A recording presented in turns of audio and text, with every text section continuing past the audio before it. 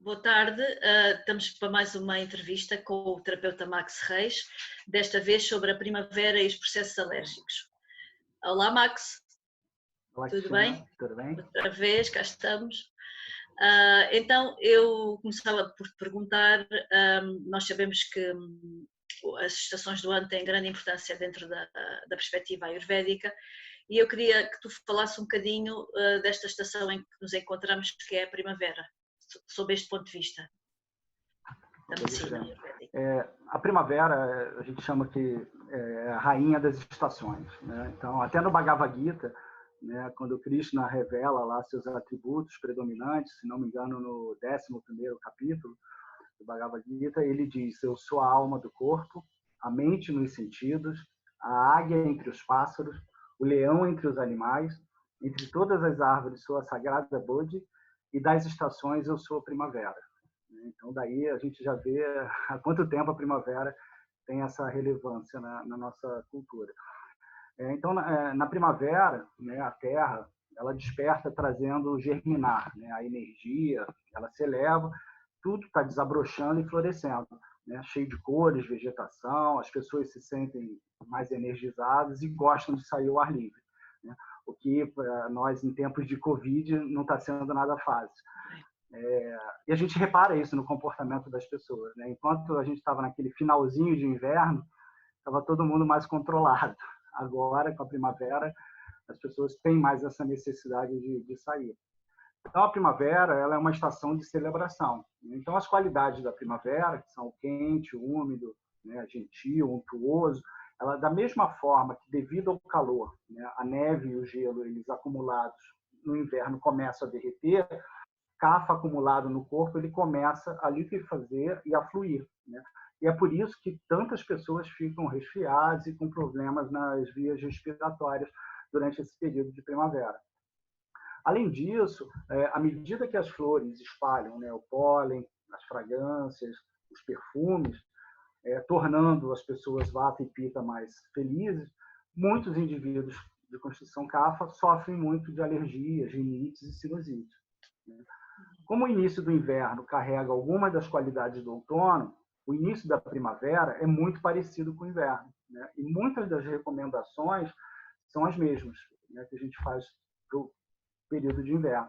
Então, por exemplo, o Panchakarma ele é altamente recomendado, né, para reduzir, né, limpando o sistema do dosha kapha acumulado, né, e ajudar a prevenir essas alergias e congestões sinusiais. Então, Kapha tem essa característica diferente dos outros doshas, né? Enquanto os outros doshas se acumulam e se precipitam nas suas estações, como, por exemplo, Vata no outono, Pitta no verão, Kapha se acumula no inverno, mas é na primavera que o muco Kapha, né, que ficou condensado durante o inverno, começa, entre aspas, a descongelar e a gerar maiores desconfortos nasais. E como é que funciona essa questão das alergias ao Ayurveda? Qual é a perspectiva? Então, eu acho muito importante a gente falar um pouco das perspectivas ayurvédicas, né, sobre a alergia, para que se entenda o mecanismo desse processo. Então, assim, tanto na alergia como na intolerância, por exemplo, são explicadas na literatura ayurvédica como o conceito de asatmya. E tem até uma frase que diz: Auchada ana viharanam upayogam sukhavaham sahi satmiyam, que é uma antiga frase ayurvédica que diz que satmia é quando os doshas de uma pessoa aceitam e se ajustam a medicamentos, né? Dietas, mudanças de ambientes, mudanças sazonais. Satmia significa tolerância. Asatmia, ou intolerância, é quando um ou mais doshas eles não aceitam essas situações, essas mudanças e reagem, geralmente na forma de alergia. Tanto intolerância como alergia, elas são condições de quê? De hipersensibilidade, né? Ou seja, uma reação de um ou mais doshas a um fator causal. Então, satmia é tolerância natural do tecido ou uma resposta imune específica, né? A causa raiz do desequilíbrio é o Agni, enfraquecido. Os dois fatores mais significativos que determinam a resistência de alguém à infecção e à alergia é o nosso Agni, o nosso fogo metabólico, né? E as qualidades específicas da prakriti de uma pessoa.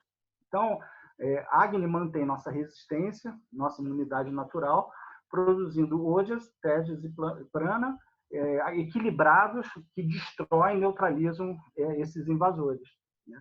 Então, certas respostas imunes, elas específicas, podem produzir hipersensibilidade desagradável e, às vezes, até reações muito graves, em caso de algumas alergias.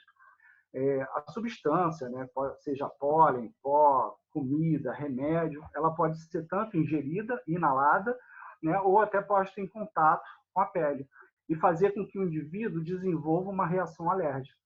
Cada dato Agni, né, ou cada fogo digestivo de cada tecido no corpo humano, ele regula as funções fisiológicas de seu tecido específico. Então, os componentes elementares das células, o éter, o ar, fogo, água, terra, eles governam os aspectos estruturais das células, enquanto os seus derivados doshas, vata, pitta e kapha, organizam e governam as atividades funcionais das células e da comunicação intercelular. Quando bactérias ou substâncias tóxicas invadem os tecidos, né, prana promove a secreção de ojas e tejas nas células, e essas três energias sutis, eles vão se mover para a região afetada e destruir as bactérias ou neutralizar as toxinas com a ajuda do respectivo dato Agni. Falaste aí da importância do ojas na nossa imunidade. Poderias falar um bocadinho mais aprofundadamente sobre isso? Sim, o ojas, na verdade, ele é a essência, né, de todos os tecidos. A gente costuma dizer que ele é a sublimação, né, do tecido, né? E ele desempenha um papel principal na manutenção da nossa imunidade, né? Então, ele é derivado de moléculas kapha, né, mas funciona junto com tejas e prana, né? Se o dato Agni ele é inadequado, a substância invasora pode danificar as células e produzir um material tóxico, que a gente chama de ama, né? Esse ama afeta os doshas de acordo com as características da substância invasora e da constituição do indivíduo. Então, cada um dos três doshas, ele interage com o ama para produzir reações locais ou gerais da natureza vata, pitta ou kapha. As substâncias que produzem essas reações, elas são chamadas de alérgenos, né? A forma que uma alergia assume, ela vai depender tanto do tipo específico de alérgeno e da agravação do dosha, né? Vata, pitta ou kapha. Então, circulando por todo o corpo na corrente sanguínea, né, vão estar ali moléculas de características vata, pitta, kapha, proporcionais à razão dos doshas da nossa prakriti ou vikriti, né? E aí, no caso, só para clarear, né, a prakriti é a nossa constituição original, né, que tem a ver com a nossa ordem de nascença, né, e a vikriti seria os desequilíbrios ao longo da vida, né, de uma pessoa. Então, um alérgeno ele pode ser absorvido na corrente sanguínea, né, e entrar em contato com essas moléculas doshas. Se o rasa ou rakta agni for baixo, os doshas reagirão ao alérgeno dependendo da força e das qualidades do alérgeno. Isso que é chamado de dosha rupa, né, que é a reação dóxica da alergia. Uhum. Então, e quais serão os principais fatores que determinam haver ou não um processo alérgico?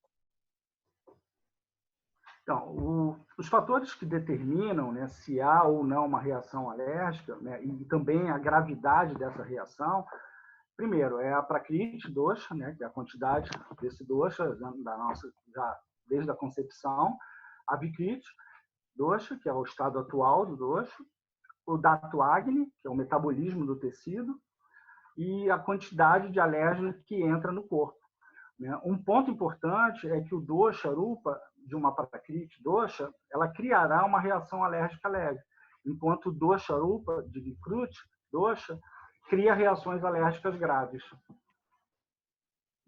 Podes dar um exemplo, por favor? Sim. Por exemplo, vamos supor, né, que duas pessoas têm o rasa dato agni fraco, né, sejam expostas a uma quantidade moderada de pólen do tipo mais cafagênico, né? Se a pessoa A tiver um kapha equilibrado, ela não vai ter uma reação. ou apenas uma reaçãozinha leve a esse alérgeno. Mas se a pessoa B, por exemplo, tiver em CAFA alto, né, ou até um desequilíbrio, ela vai ter uma reação muito mais grave, podendo até, por exemplo, chegar a um choque anafilático, se ela for exposta a uma grande quantidade da substância. E como é que o AMA influencia nessas reações? O AMA. Sim. Na perspectiva ayurvédica, né, sobre alergia, cada um dos 3 doshas ele interage com o AMA para produzir as reações locais, né, ou gerais da natureza Vata, Pitta e Kapha. As substâncias que produzem essas reações, elas são chamadas de genes, né, e a forma que uma alergia assume depende do tipo específico de alérgeno e do dosha que está agravado, né, ou desequilíbrio. Circulando por todo o corpo na corrente sanguínea vão estar essas moléculas Vata, Pitta e Kapha, que são proporcionais à proporção dos doshas na nossa Prakriti e Vikriti, né? Então, um alérgeno ele pode ser absorvido na corrente sanguínea e entrar em contato com essas moléculas doshas. Se a urasa e uracta agni for baixo, os doshas vão reagir ao alérgeno, dependendo da força e da qualidade do alérgeno. A produção de toxina, AMA, né, devido ao mau Agni, né, um Agni deficiente, que causa, então, uma alergia. E todo o AMA é originado da mesma forma? Não, na verdade existem 4 tipos de AMA, né, que podem ser produzidos. O primeiro é o Rasa AMA, que é da Rasa, que é o não processado, algo que a gente não processa, né, por exemplo, na nossa digestão alimentar e que gera esse tipo de AMA. Tem o Mala AMA, que é da eliminação inadequada, o AMA Dosha, que é derivado do dosha em desequilíbrio, geralmente no estágio 3, né, da protogênese adiantada da doença. E o quarto seria o Mano AMA, que são as toxinas mentais de emoções não processadas, não resolvidas ou suprimidas. Então, devido ao baixo Sadaka Agni, né, e a reduzida clareza da nossa mente. Então, todos ocorrem apenas se houver um Agni baixo, de qualquer forma, nesse processo específico. Portanto, se houver um dosha, né, que é um distúrbio qualitativo de um dosha, né, mas o Agni é forte, né, normalmente não vai haver produção de ama, né, apenas o nirama, que a gente chama como não ama, ou seja, você pode até ter uma perturbação do dosha, mas não vai produzir ama. Então, assim, observe que uma pessoa com um dato Agni forte, né, e robusto, geralmente ele não vai ter reação alérgica, mesmo se houver um desequilíbrio do dosha. A única exceção é se a pessoa for exposta, por exemplo, a uma quantidade enorme de alérgenos, né? Agni, a gente chama que é a primeira barreira protetora contra os alérgenos. Quando os organismos estranhos, né, ou alérgenos invadem os tecidos, né, as células corporais geralmente vão responder liberando substâncias que fazem que os vasos sanguíneos eles se dilatem, né, e se tornem mais permeáveis. A membrana celular, então, ela realmente secreta uma substância química irritante, que é tóxica para o corpo, que é um tipo de ama, né? Isso é o quê? Devido ao baixo metabolismo, né, o baixo Agni das nossas células em particular. Essas substâncias são liberadas e vão gerar uma manifestação de tejas. À medida que são produzidos, os tecidos ficam avermelhados, né? Aqui é muito comum de se ver isso, né, nas alergias, vazando um excesso de líquido no espaço intersticial devido a essa reação local de Pitta. Aí, o inchaço produzido por Pitta é uma reação alérgica inflamatória que funciona como uma barreira protetora para retardar a disseminação do alérgeno, né, ou o micro-organismo invasor para outros tecidos. Ao mesmo tempo, Ojas libera mais moléculas Kapha no local dessa lesão, né? Então, assim, Ojas e Tejas agem em conjunto para desintoxicar as substâncias estranhas, né, que entram nesses tecidos, através dos pulmões, do trato intestinal. Nesse mecanismo de defesa, por exemplo, o timo, né, o baço, eles desempenham também um papel muito importante no nosso organismo. O Agni do timo, ele ajuda a produzir Ojas, que inclui os linfócitos T, né, que destroem bactérias, vírus, né, e neutralizam toxinas. Uma deficiência dessa glândula, por exemplo, ela pode ser uma das causas de alergias. E já o baço, ele tem o papel o quê? De remover as bactérias do sangue, né? Então, é a raiz do Racta varrachrota, né, o sistema hematopoético, e ele é preenchido com Racta, que é sangue, né, e Ranjaka Pitta. Então, o baço ele atua como um reservatório de sangue, né, armazenando e filtrando esse sangue, né? As moléculas sutis de Ranjaka Pitta, que estão presentes no baço, elas destroem as partículas e micro-organismos estranhos, né? Então, ou seja, um baço, né, enfraquecido, ele também pode causar uma imunidade empobrecida para esses indivíduos, que pode estar mais propenso às alergias.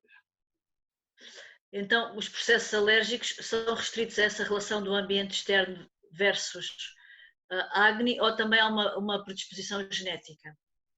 Então, no caso por exemplo, a alergia atópica, ela é definida como uma tendência à hipersensibilidade a um alérgeno específico que ele é herdado como parte da predisposição genética da pessoa, né?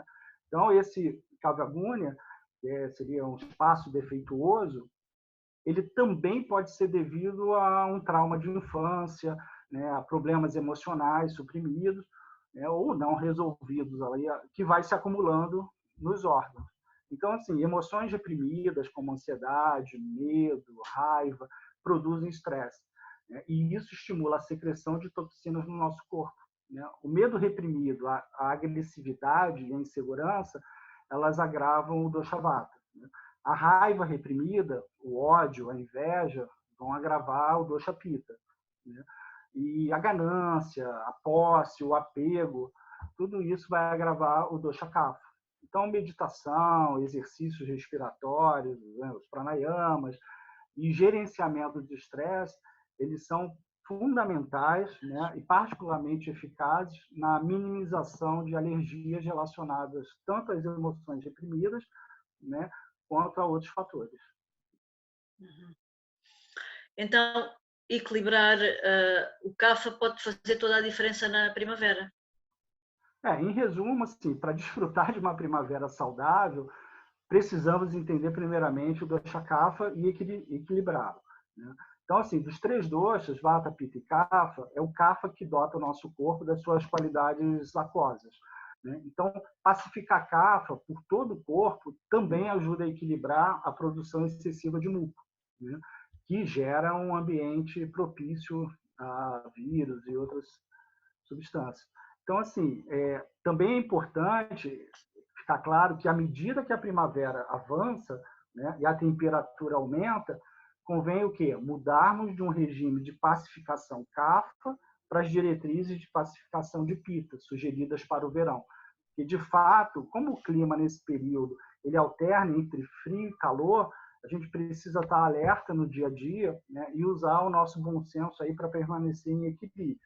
A receita ayurvédica para a primavera é desenvolver um ritmo e uma rotina que nos ajudem gradualmente, né, a relaxar o físico, a mente, né, e o nosso emocional, sem perturbar as virtudes estáveis de kapha. Então, assim, para finalizar, né, dedique uma atenção especial nesse período às crianças, né? As crianças são as especialistas naturais na produção de muco, né? O que nos ajudam a proteger, né, ajudam as crianças a proteger os seus tecidos contra o quê? A secura excessiva, né, ou a irritação à medida que elas crescem muito rápido, né? Mas também pode deixar as crianças mais suscetíveis, né, a resfriados, gripes, outras doenças transmissíveis e infecções de muitas variedades. É claro que isso também atinge os adultos, né, mas é bom a gente lembrar que a criança está na fase kapha da vida. Então, todas essas questões de produção de muco natural nesse período vai ser muito mais evidente nessas crianças.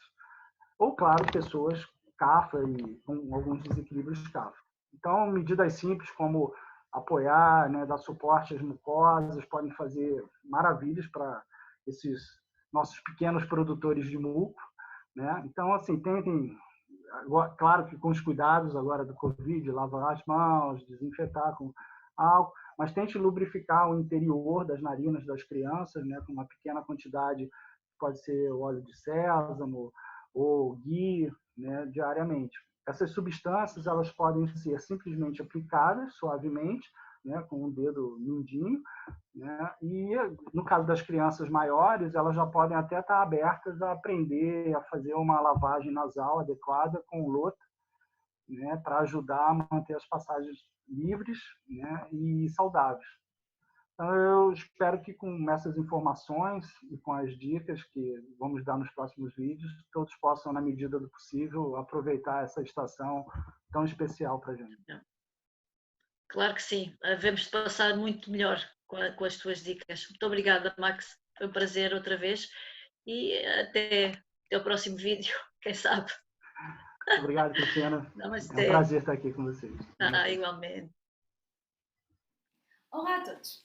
Se quiserem mais informações sobre a Associação Portuguesa de Medicina Ayurveda, poderão contactar-nos através de www.amayur.pt. No nosso site têm disponíveis todas as informações sobre os profissionais de Medicina Ayurveda ao longo do país, assim como das entidades formadoras reconhecidas para lecionar os cursos de terapeuta e de técnico de Medicina Ayurveda. Para além disso, se desejarem juntar-se à Associação Portuguesa de Medicina Ayurveda, têm 3 categorias de sócios. A categoria de sócio profissional, que pretende defender os profissionais da Ayurveda em Portugal, assim como a categoria de formando, que são todos os associados que estão em formação, e a categoria de amigo, para aqueles que gostam do Ayurveda e que querem que ele cresça em Portugal. Para além disso, também podem adquirir alguns dos produtos disponíveis na associação. Muito obrigada por assistirem ao podcast e continuem a ver.